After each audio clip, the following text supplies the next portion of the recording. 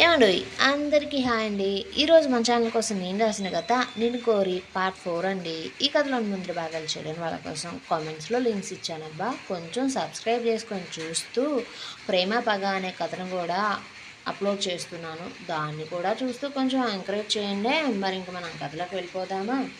రాజ్ కుమార్ కావేరిని బెదిరించి తనతో పెళ్లికి ఒప్పిస్తాడు. ఆమెకు పెళ్లి కుదిరిందని కావేరి ఫ్రెండ్స్కి చెప్పగా విమల్ మనసు ముక్కలై వెంటనే ఫ్రెండ్స్ అందరూ గుంటూరు బయలుదేరతారు. అయితే కూతురు గొప్ప ఇంటికి కోడలు అవుతుండడంతో గోపాల్, శశికళ చాలా సంతోషిస్తుంటే గీతిక, చందు కావేరిని ఆట పట్టిస్తూ పెళ్లిలో ఎలా అల్లరి చేయాలా అనుకుంటూ ప్లాన్స్ వేసుకుంటున్నారు.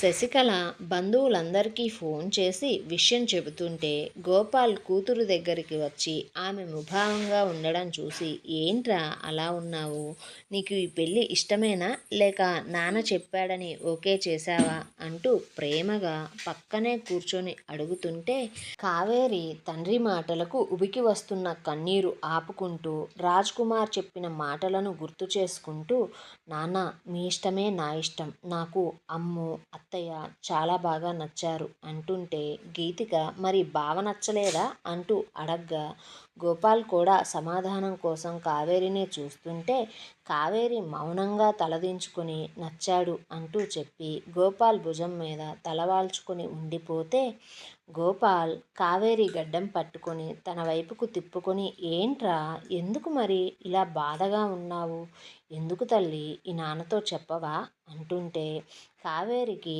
కన్నుల వెంట నీరు ధారలా వచ్చేసింది తండ్రి మాటలకు.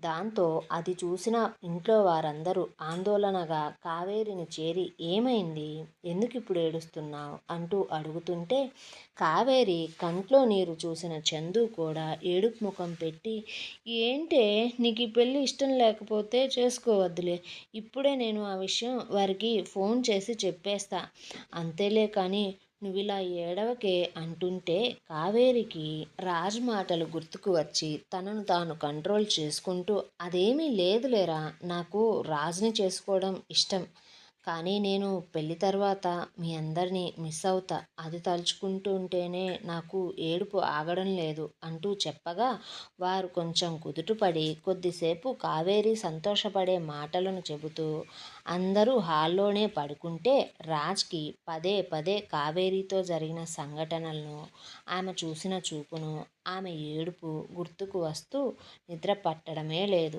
ఇంట్లో ఉన్న గౌతమికి పండితుల గారు చెప్పిన మాటలే గుర్తుకు వస్తున్నాయి.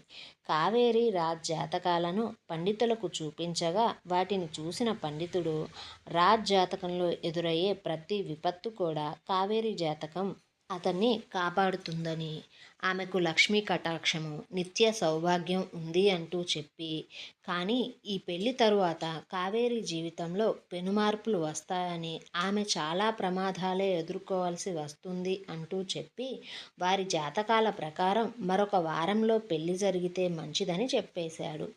ఆ మాటలనే తలుచుకుంటూ వారిని వారంలో పెళ్లికి ఎలా ఒప్పించాలి అనుకుంటూ, అయినా వారంలోనే ఒక్కగానొక్క వారసుడి పెళ్ళి ఎలా చేయగలను అంటూ ఆలోచనలతోనే అమ్ముకి జోకొడుతూ నిద్రకు దూరమైపోయింది గౌతమి. ఉదయం ఎప్పటిలాగే చందు, గీతికల అల్లరితో కావేరి ఇల్లు సందడి చేస్తుంటే కావేరి మాట మనసు మూగపోయింది.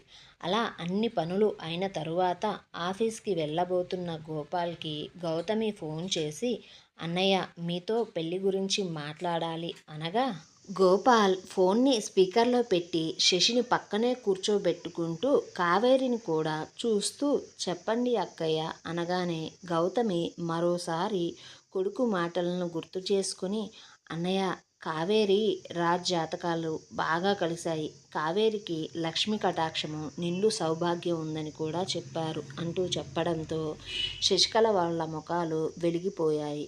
గౌతమి కొంచెం ఇబ్బందిగా, కానీ పెళ్ళిని వారం రోజుల్లోనే చేయమన్నారు, లేకపోతే మరో 6 నెలల తరువాత మాత్రమే వీరి పేరు మీద ముహూర్తాలు ఉన్నాయంట అంటూ చెప్పగానే శశికళ ఆత్రంగా, వదినగారు వారంలోనే పెళ్ళా, అది ఎలా అండి అంటే గౌతమి, కంగారు పడకండి, నేను రాజ్తో మాట్లాడా, పెళ్లి ఏర్పాట్లన్నీ మేమే చేస్తాం. మాకు తరతరాల నుండి వంశపారంపర్యంగా వస్తున్న విల్లా ఒకటి ఉంది. మా ఇంట్లో జరిగే ఎలాంటి శుభకార్యాలైనా సరే అక్కడే జరుగుతాయి. కాబట్టి పెళ్ళిని కూడా అక్కడే చేద్దాం. మీరు మీ ఇంట్లో కావేరిని పెళ్లి కూతుర్ని చేసుకొని బంధుమిత్రుల సమేతంగా ఇక్కడికి వచ్చేయండి. ఆ ఏర్పాట్లను కూడా మేమే చేస్తాం. పెళ్ళికి 3 రోజుల ముందు ఉంగరాలు మార్పిద్దాం. తరువాత సంగీతు, మెహందీ ఏర్పాట్లను చూద్దాం.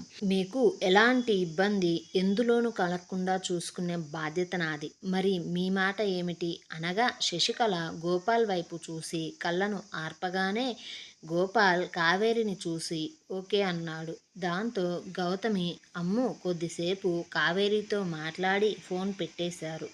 గోపాల్ కావేరిని చూడగా కావేరి చిన్నగా ఒక నవ్వు నవ్వడంతో గోపాల్ ప్రశాంతంగా ఊపిరి తీసుకుని ఆఫీస్ డబ్బును బ్యాంక్లో డిపాజిట్ చేసి సెలవు పెట్టి వస్తా అంటూ పిల్లల్ని కాలేజ్లో వదిలి బ్యాంకుకి వెళ్ళిపోగా శశికళ బంధువులందరికీ పెళ్లి కబురు చెబుతూ ఉంది. రాత్రి బయలుదేరిన సంధ్య, శ్రీకాంత్, విమల్ ఎవరిళ్లకు వాళ్ళు వెళ్ళి ఫ్రెష్ అయ్యి కావేరి దగ్గరకు బయలుదేరి రాగా వారికి గుమ్మంలోనే సంతోషంతో మురిసిపోతున్న శశికళను చూసి లోపలికి వస్తుంటే శశికళ విమల్ తాత గురించి ఏమీ తెలియక వారిని చూసి దోస్తులు దోస్తులు అంటారు. మీరు నిన్న ఎటుపోయారు? ఇదిగో చూడండి, ఇప్పుడే చెప్తున్నా. నిన్న తప్పించుకున్నారేమో కానీ ఈ వారం రోజులు తప్పించుకోవద్దు. ఇంకో వారంలో కావేరి పెళ్ళి అంటూ ఫోన్ రావడంతో మాట్లాడుతూ కావేరి లోపల గదిలో ఉంది, వెళ్ళండి అంటూ శశికళ చెప్పగానే శశికళ మాటలు విన్న శ్రీకాంత్, సంధ్య విమల్ని చూడగా విమల్ జీవం లేని ముఖంతో కావేరి గదివైపు అడుగులు వేస్తుంటే సంధ్య, శ్రీకాంత్ విమల్ని ఆపి అరే ముందు కావేరి ఏం చెప్తుందో చూద్దాం. ఇంత సడన్గా పెళ్ళికి ఒప్పుకోవడానికి కారణం తెలియాలి కదా మనకు. అసలు ఏం జరిగిందో ఎలా జరిగిందో తన మాటలను బట్టి తెలుసుకొని ముందుకు వెళ్దాం. నువ్వైతే తొందరపడద్దు అంటూ చెప్పగా విమల్ వారి వైపు చూస్తూ వారితో గదిలోకి వెళ్ళగా కావేరి వారిని చూసిన వెంటనే ముందు ఆ గది తలుపులు వేసేసి సంధ్యను గట్టిగా పట్టుకొని ఏడుస్తూ గుండెల్లో ఉగ్గపట్టుకున్న బాధను దించుకుంటూ ఒక్కొక్కటిగా మొత్తం విషయాన్ని ఎక్కిళ్ళు పడుతూ చెప్పేసింది.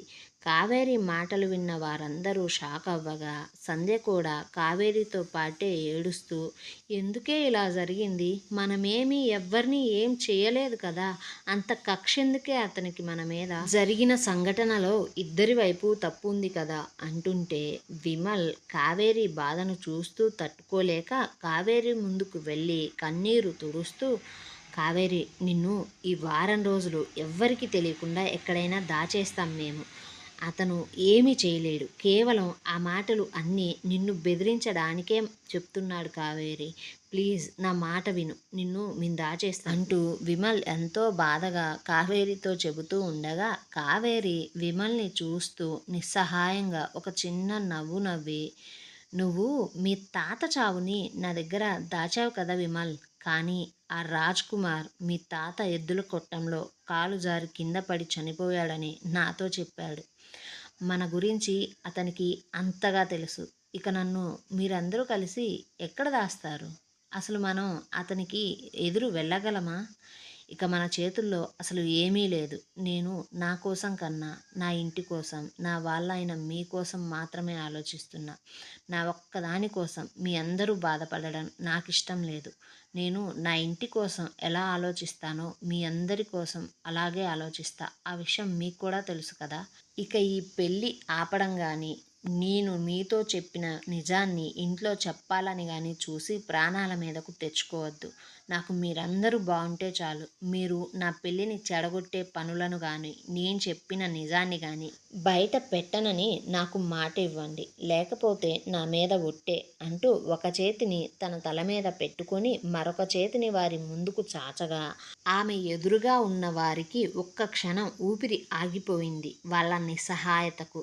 దాంతో తప్పక సంధ్య, శ్రీకాంత్ కావేరి చేతిలో చెయ్యి వేస్తే విమల్ కోపం, బాధ, భయంతో తన చేతగాని తనానికి సిగ్గుపడుతూ తన ప్రేమను గుర్తు చేసుకుంటూ ఉంటే శ్రీకాంత్, సంధ్య విమల్ చేతిని కూడా ఆమె చేతికి ఇచ్చారు. దాంతో కావేరి అందరినీ గ్రూప్ హగ్ చేసుకుంది.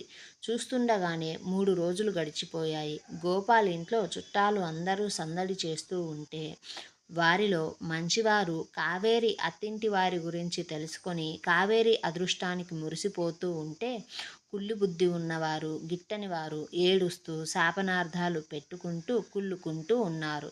ఇంతలో అక్కడికి 3 ఏసీ బస్సులు వచ్చి కావేరి ఇంటి ముందు ఆగగా మరొక 3 పెద్ద పడవలాంటి కార్లు పక్కనే ఆగాయి.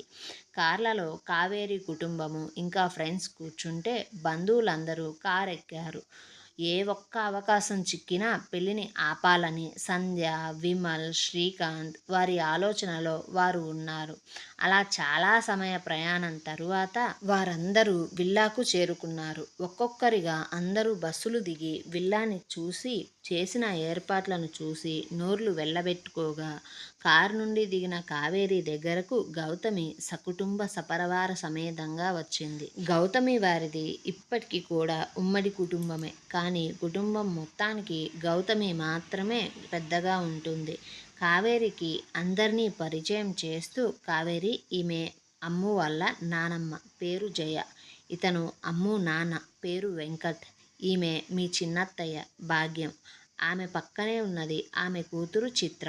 ఇక వీళ్ళు రాజ్ మేనమామ మేనత్త, పేరు పూర్ణ, కవిత అంటూ బాగా దగ్గరి వారందరినీ పరిచయం చేసి కావేరి కుటుంబాన్ని కూడా వారికి పరిచయం చేసింది. అలా గౌతమి కుటుంబం కావేరి కుటుంబాన్ని, బంధువులను పద్ధతిగా లోపలికి ఆహ్వానించారు. కావేరిని చూసిన అమ్ము, ఇక మీరెవ్వరూ నాకొద్దు, నాకు కావేరి ఒక్కటే చాలు, తనే నా బెస్ట్ ఫ్రెండ్ అంటూ కావేరిని వదలడమే లేదు.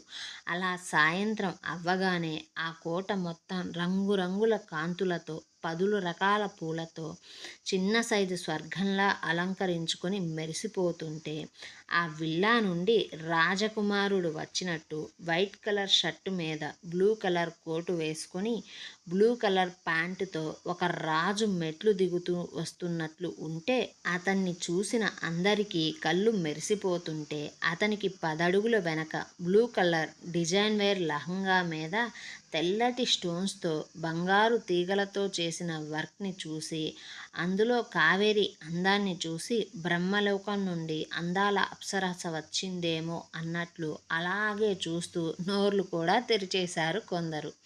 అలా ఇద్దరు దిగివచ్చి స్టేజ్ ఎక్కగా గౌతమి వారిద్దరి చుట్టూ 2 500 కట్టలను తిప్పి అక్కడే ఉన్న పనివారికి ఇచ్చి పంచుకోమని స్టేజ్ కింద నుంచొని ఉన్న అమ్ముని పిలవగా, అమ్ము బుడిబుడి అడుగులతో చిన్న ట్రేని స్టేజ్ మీదకు తీసుకుని రాగా అందులో ప్రత్యేకంగా డిజైన్ చేయించిన డైమండ్ రింగ్స్ ఉన్నాయి. వాటిని అందరికీ చూపిస్తూ రాజ్కి, కావేరికి ఇవ్వగా విమల్ తన పాకెట్లో ఉన్న రింగ్ని బాధగా తడుముకుంటూ కన్నీటి కళ్ళతో స్టేజ్ మీద జరిగేది చూస్తుంటే, మిగిలిన ఇద్దరు విమల్ ఎంతగా బాధపడుతున్నాడో తలుచుకుంటే వారి గుండె తరుక్కుపోతుంది.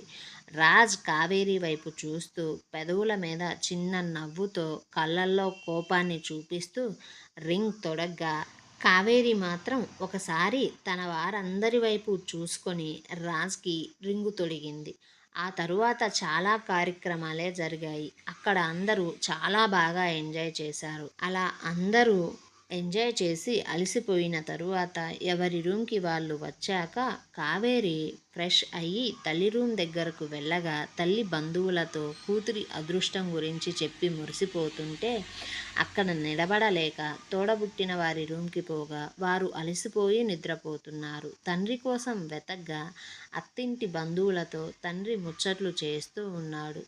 దాంతో కొంచెమైనా ఓదార్పుగా ఉంటుందని ఫ్రెండ్స్ రూమ్కి కదలగా సంధ్య, శ్రీకాంత్, విమల్కి ఇద్దరు నచ్చజెబుతూ ఉంటే, సంధ్య బాధగా, అరే విమల్, నీ ప్రేమను నువ్వు చెప్పకుండా తప్పు చేశావురా. కొన్ని 100ల సార్లు చెప్పుంటా నేను నీకు, నీ ప్రేమను దానికి చెప్పరా అని. కానీ నువ్వేం చేసావురా, ప్రతిసారి కూడా నా కావేరి ఎక్కడికి పోతుంది అంటూ ధీమాగా ఉంటే, ఆ రాజేమో గద్ద కోడిపిల్లను తన్నుకొని పోయినట్లు తన్నుకుపోయాడురా. ఇప్పుడు నిజం చెప్పాలి అంటే కావేరి ఈరోజు ఈ స్థితిలో ఉండడానికి నీ అలసత్వమే కారణం. అయినా ప్రేమ గురించి చెప్పే అంత ధైర్యం లేనప్పుడు ఎందుకు ప్రేమించడం, ఇప్పుడు ఎందుకు ఇలా ఏడవడం అంటూ ఉంటే విమల్ కంటి నుండి నీరు ధారాళంగా కారుతూ ఉంది. వారి మాటలు అన్నీ లోపలికి వస్తున్న కావేరి విని విమల్ ఇన్ని రోజులుగా తన మీద చూపిస్తున్న అభిమానం, కేర్ని, ఇష్టాన్ని తలుచుకుంటూ అది ప్రేమని తెలిసి ఏడుస్తూ పరిగెత్తుకుంటూ వచ్చి, సంధ్యను ఏంటే నువ్వనేది, నువ్వు చెప్పిందంతా నిజమేనా అంటూ విమల్ వైపు తిరిగి, విమల్ సంధ్య చెప్పిందంతా నిజమా అంటే ఆ క్షణంలో కావేరిని అక్కడ చూసిన విమల్ కావేరిని హత్తుకొని, అవును నిజం కావేరి, సంధ్య చెప్పిన ప్రతి మాట నిజమే, I love you so much Kaveri అంటూ చెప్పగా కావేరి చాలాసేపు అలాగే నుంచొని బాధగా ఏడుస్తూ అతన్ని పట్టుకోబోతున్న చివరి క్షణంలో కావేరి కోసం వెతుక్కుంటూ వచ్చిన రాజ్ ఆ రూమ్లో జరుగుతుందంతా కోపంగా చూస్తూ మెరుపు వేగంతో ఆ రూమ్లోకి వచ్చి వారిద్దరి వైపు గన్ గురిపెట్టాడు. ఏమండోయ్, మరి తర్వాత భాగంలో ఏం జరగబోతుందో తెలుసుకోవాలంటే మన ఛానల్ని సబ్స్క్రైబ్ చేయండి అబ్బా. ఈ వీడియోని లైక్ చేసి కథ ఎలా ఉందో ఒక చిన్న కామెంట్ చేయండి అబ్బా.